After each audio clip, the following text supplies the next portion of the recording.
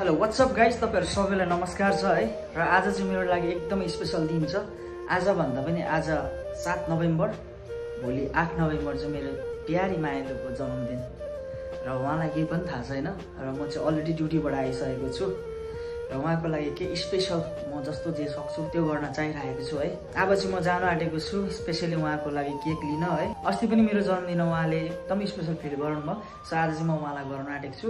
So guys, तपाईहरु पनि माया गरिदिनु होला, किप लभिङ किप सपोर्टिङ है। तपाईहरुले धेरै माया गरिदिराख्नु भएको छ हाम्रो जोडीलाई। यसरी नै सदा दिन है तपाईहरुको माया आशीर्वाद पाइराखौँ भन्ने चाहना गर्छु।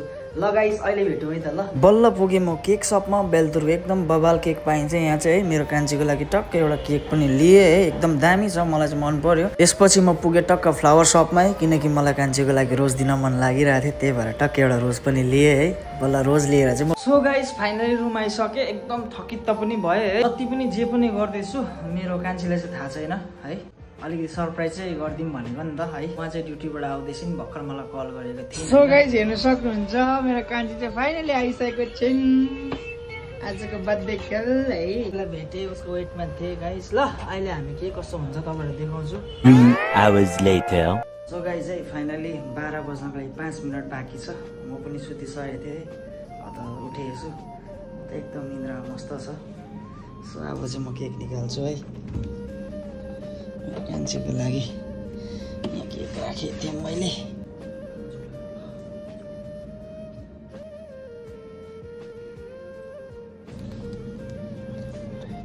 र मैले चाहिँ सबै कुरा उहाँ पुगाइसकेँ। ऊ स्टिल सुतिरहेको छिन्, केक सेक खोलेर होइन रेडी गरिसकेँ। एकदमै हेर्न सक्नुहुन्छ, अघि पनि देखाएँ तपाईँहरूलाई केक है। कान्छी ओ ह्यापी बर्थडे कान्छी।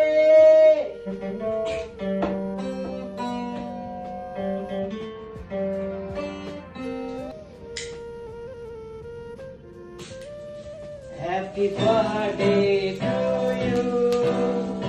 Happy birthday to you.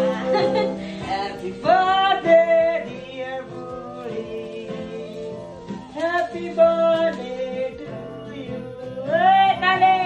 मेरो कान्छीलाई जन्मदिनको धेरै धेरै शुभकामना छ। Thank you. सधैँभरि हाम्रो माया यसरी गाढा र चोखो बनिरहोस्।